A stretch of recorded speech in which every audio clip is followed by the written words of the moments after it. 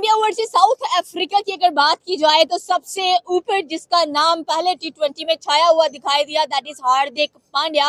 28 पर 59 करने वाला ये प्लेयर और इंडिया को 100 से उठाकर 176 का टारगेट दिलाने वाला भी कह लें कि यही प्लेयर बना। और जो वन साइडेड मुकाबला कल हमको देखने को मिला था, उसके बाद हम एक्सपेक्ट करते हैं कि अब जरा बराबरी की बात हो, जरा साउथ अफ्रीका भी चढ़कर आए, कुछ फाइट देखने को मिले। जो अब तक ट्रेंड चलता हुआ आ रहा है अंडर सूर्य कुमार यादव कैप्टेंसी इन टी20 आइज, इंडिया कोई भी सीरीज़ नहीं हारा है। ऑब्वियसली मैचेस ज़रूर हारे बट सीरीज़ नहीं हारा है। तो this will be I think just another replay of what has been happening since he has become a captain. तो ऑड्स जो हैं वो इंडिया के हक में है, बिकॉज मैंने लास्ट प्रोग्राम में भी कहा था कि जितना जितना फॉर्मेट छोटा होता जाएगा तो गौतम गंभीर की जो अप्रोच है ना वो ज़्यादा इफेक्टिव होगी। क्या चल क्या रहा है ये कामी भाई? वहाँ एशेज में कोई फाइट नहीं दिख रही थी, यहाँ अब ये टी20 सीरीज स्टार्ट हुई है तो पहले मैच में ही बिल्कुल ही वन साइडेड गेम हो गया है ना। और स्पेशली अगर देखा जाए तो भारतीय टीम ने जिस तरह से 74 पर पूरी की पूरी साउथ अफ्रीका की जो टीम थी वो कट के अंदर पैकअप करा दिया उनका कि भाई पहला टी20 हमारा हो चुका है, सेकंड टी20 की तैयारी आप अच्छे से करके आना, क्योंकि आपने कहा था कि हम अभिषेक की तैयारी करके आएंगे। लेकिन पेपर में अगर देखा जाए तो हार्दिक पांड्या का सवाल आता हुआ दिखाई दिया और जिस तरह से हार्दिक पांड्या ने 3 माह बाद अपना कमबैक किया टी20 के अंदर, बहुत ज्यादा कह लें कि इनके जो फैंस थे वो बेताब भी थे कि हार्दिक पांड्या ऑस्ट्रेलिया के खिलाफ हम लोगों को क्यों नहीं नजर आए।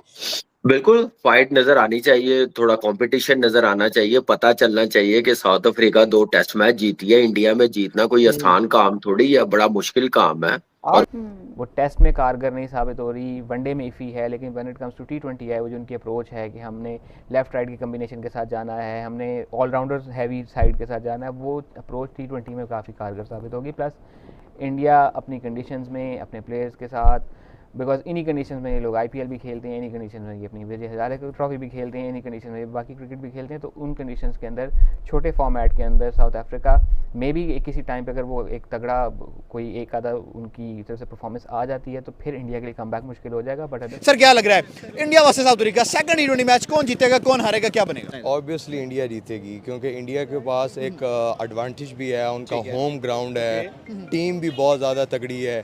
और पीछे अगर उनका रिकॉर्ड देखें वो 33 मैचेस में से सिर्फ 2 मैच हारे हुए हैं। 24 से लेके 26 आ गया, वो एक भी बायलैटरल सीरीज नहीं आ रही टी20। बिल्कुल ऐसे ही है। और ये तो अनबिलीवेबल चीज़ थी कि वो घर के अंदर इंडिया अपनी टेस्ट सीरीज हार गया। हम ये सोच ही नहीं रहे थे, गुमान ही नहीं कर रहे थे, लेकिन साउथ अफ्रीका ने बहुत अच्छा कमबैक किया। लेकिन उसके बाद जब वो ODI सीरीज आई, विराट कोहली का कमबैक 100 200, अगर थर्ड मैच में अगर थोड़ा और टारगेट होता 35-40 रन चाहिए थे। Otherwise India has a strong team to beat South Africa today. देखिए बिल्कुल सही कहा है अजलान ने। और इंडिया अपने जो होम ग्राउंड है उस पे वो बहुत तगड़ा है और होना भी चाहिए।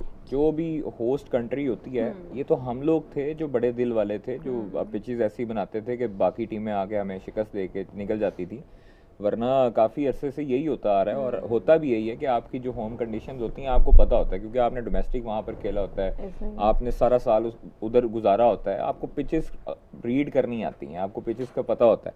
लेकिन जो पहला मैच हुआ और जिस तरह इंडिया ने बॉलिंग की है वो बेहतरीन बॉलिंग की है। और पता चलना चाहिए बासत भाई, 2 टेस्ट मैच जीती हुई है साउथ अफ्रीका की टीम, वनडे बड़ा अच्छा चेस किया हुआ है, थोड़ा कंपटीशन नजर आना चाहिए, फैंस खुश होने चाहिए। और सिर्फ इस मैच में थोड़ा यही कह सकते हैं कि बॉलिंग की हद तक साउथ अफ्रीका की लग रहा था कि अच्छी फाइट की है, लेकिन बैटिंग जब करने आए हैं तो बहुत ही पुअर बैटिंग नजर आई है साउथ अफ्रीका की तरफ से। जैसे बॉलिंग थोड़ी अच्छी नजर आई है, बैटिंग भी आती तो शायद और मजा आता। तो थोड़ा क्वालिटी, थोड़ा सा कंपटीशन नजर आना चाहिए, मजा आए कि 2 बड़ी टीमें 2024 की फाइनलिस्ट टीमें हैं दोनों वर्ल्ड कप की, और नेक टू नेक चल रहे थे। बट जैसा कमबैक हार्दिक पांड्या ने दिया कि सेकंड टी20 के अंदर भी इंडिया ऐसा ही कमबैक करेगा और कह लें कि इसी मार्जिन के साथ जीता हुआ दिखाई देगा, जैसे 101 रन से पहला टी20 इन्होंने जीता है। हमारे साथ पाकिस्तानी वहां मौजूद है, इनसे पूछेंगे कि आगे टी20 वर्ल्ड कप भी है, लेकिन भारतीय टीम की जो स्ट्रीक्स है टी20 के अंदर वो खत्म होते हुए दिखाई नहीं दे रही है, बल्कि एक और नए रिकॉर्ड्स बनते हुए दिखाई दे रहे हैं।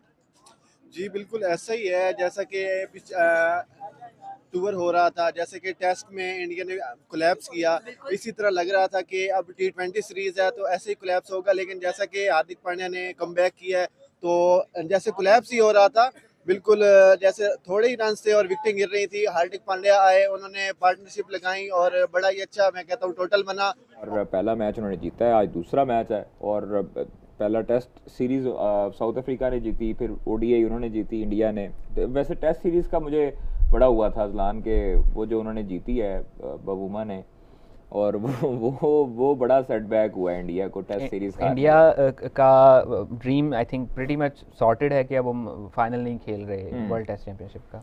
बस अभी यही चीज़ें हैं, लेकिन दूसरा T20 भी मुझे लगता है कि इंडिया ही अपना नाम करेगा, और इसमें वाज़ेह फ़र्क है, मतलब उनकी जो प्लेइंग 11 है, उनका कॉम्बिनेशन है, वो एक तरह का उनका बन चुका है ऑलरेडी। तो वही बात है कि मेरी तो यही दुआ होगी इंडिया पहले बारी ले भाई, इंडिया को बारी लेनी चाहिए। जिस तरह की परफॉर्मेंस दे रहा है वो, बैटिंग में भी बॉलिंग में भी, उनकी बॉलिंग में पैचेस में अच्छी परफॉर्मेंस हो रही है साउथ अफ्रीका की, बैटिंग तो वो बिल्कुल ही मेरी तरह कर रहे, 74 पे आउट हो जाते। फहीम कह रहे हैं बासित भाई सबसे ज्यादा ड्यू होगी। सबसे ज्यादा मेरा नहीं ख्याल यार, पंजाब में ही है ना, चंडीगढ़ बराबर में ही है हमारे।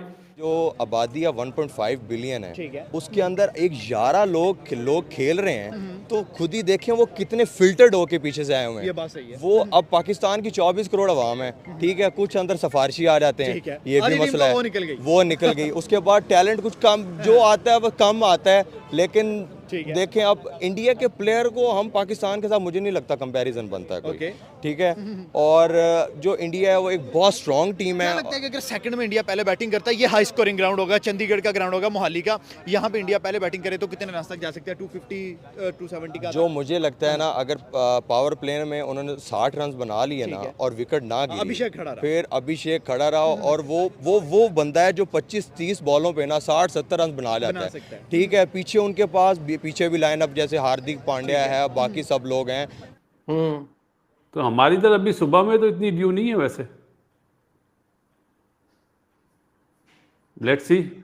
लेकिन वही बात है कि दम नहीं लग रहा यार इनकी टीम। नया ग्राउंड है कामरान, ये वो मोहाली वाला नहीं है, ये न्यू ग्राउंड है। मैंने आपसे कहा ना न्यू। हाँ, यहाँ आईपीएल के मैचेस होते थे, मेरे ख्याल है, मुझे जहां तक ख्याल है कि पहली बारी को ज्यादा एडवांटेज होता था आईपीएल में, अब नहीं पता मुझे। अभी ये सोफी प्रोडक्शंस भी कह रहे हैं न्यू चंडीगढ़ में बहुत ज्यादा ड्यू होती है। और जिस तरह एशिया कप में उन्होंने खेला था टीम ने, वो भी उनकी अब सारी लाइनअप्स जो हैं वो कंप्लीट हैं। आप अभिषेक शर्मा से लें, हार्दिक पांड्या कभी परफॉर्म कर जाता है, तिलक वर्मा परफॉर्म कर जाता है, तो ये उनके पास बहुत ज़्यादा डीप बैटिंग लाइनअप भी है, और बॉलिंग भी उनकी बहुत अच्छी है। मतलब आप देखें हर बॉलर जो है वो परफॉर्मेंस दे रहा है, 2-2 विकेटें निकाल रहा है। तो यही आपकी टीम गेम होती है, आप इंडिविजुअल तौर पे नहीं जितवा सकते किसी भी टीम को। तो आपके जो 11 लड़के होते हैं वो जब मैदान में उतरते हैं तो वो टीम जब बन के खेलते हैं। और हमारी अब देखें, अल्लाह का शुक्र है कि हमारी टीम जो है वो अब टीम बनना शुरू हुई है। पहले हमारे प्लेयर्स इंडिविजुअल एफर्ट करते थे और इंडिविजुअल जितवाना चाहते थे और नाम बनाना चाहते थे। ऐसे नहीं होता, मतलब आपने जब आप 11 लोग अंदर जाते हैं, आप इकट्ठे नहीं होंगे, आपकी नीयतें साफ नहीं होंगी, आपके दिलों में खोट नहीं होगा, तो फिर आपको कामयाबी ज़रूर मिलेगी। और साउथ अफ्रीका ने भी बड़ा कोलैप्स किया, बिल्कुल बड़े रन के पीछे वो रन नहीं बना सके। इसी तरह नहीं, अगर देखा जाए ना तो आप पिछले रिकॉर्ड देख लें तो हमेशा जो इंडियन कंडीशन, जो इनकी जो इंडियन बॉलिंग है, इसके सामने हमेशा जो साउथ अफ्रीका की टीम है ना, वही हमेशा आगे आई है, क्योंकि वो एक वह टीम है कि जो इंडिया का पूरा मुकाबला करती है। और उन्होंने पीछे भी काफ़ी उनके अच्छे रिकॉर्ड्स हैं इंडिया में, इनके सारे प्लेयर्स IPL खेलते हैं।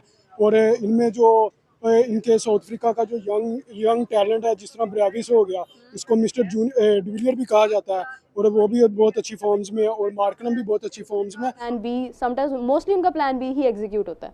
तो वो ये है कि अब आज के दिन में टॉस भी इंपॉर्टेंट होगा, और उसके बाद देखते हैं कि फिर रिजल्ट जो है वो किस तरफ जाएगा। एक और चीज़ मैं ऐड करता हूँ, मैंने जैसा कहा कि जितना जितना फॉर्मेट छोटा होता जाएगा, गौतम गंभीर की जो स्ट्रैटेजी है वो उतनी इफेक्टिव होती जाएगी। हैविंग सेड दैट, जितना जितना फॉर्मेट छोटा होता जाएगा अपसेट होने के चांसेस भी उतने बढ़ हाँ, जाते हैं, बढ़ते बिकॉज हैं, हमारे बिल्कुल बढ़ते हैं। हमने तो भुगते हुए हैं अपसेट, सो या जितना फॉर्मेट छोटा होगा कमबैक के चांसेस कम होंगे। बिल्कुल True that. ऐसे पाकिस्तान की प्लेइंग 11 की भी बात कर लेते हैं। बैड लक हो जाती है, ये नहीं है कि अब नेक्स्ट मैच में इंडिया ये करे। डिकॉक अपनी रिटायरमेंट वापस लेकर आए हैं। जी, तो देख लेना, उन्होंने रिसेंटली पीछे दो सेंचुरियां भी लगा दी हैं उसने वनडे में, एक पाकिस्तान के खिलाफ और एक इनके खिलाफ भी लगाई है, इंडिया के खिलाफ। तो ये आप नहीं कह सकते कि अब एक मैच से अंदाजा लगा लें कि जी इंडिया ही जीतेगा। इंशाल्लाह आप देखेंगे कि साउथ अफ्रीका टफ टाइम जरूर देगी। इनके पास बड़े से बड़ा प्लेयर था, सारे सीनियर प्लेयर थे साउथ अफ्रीका के पास। आप डिकॉक की बात कर ले, आप स्टब्स की बात कर ले, आप मार्करम की बात करें, आप कह लें कि मिलर की बात करें, इनफैक्ट जेनसन की बात करें, केशव महाराज उनकी तरफ से वापस आए। टेस्ट में डेफिनेटली कोलैप्स किया इंडिया, लेकिन ओडीआई के अंदर रोको की जोड़ी वापस आई और इंडिया ने जो सीरीज थी वो अपने नाम की। अब T20 सीरीज तो इंडिया नहीं देने वाला साउथ अफ्रीका।